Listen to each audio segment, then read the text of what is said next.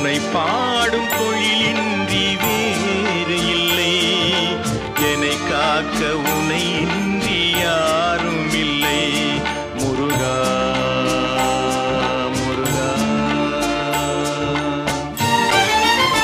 கற்பனையில் வருகின்ற சொற்பதமே அன்பு, கருணையில் உருவான அற்புதமே.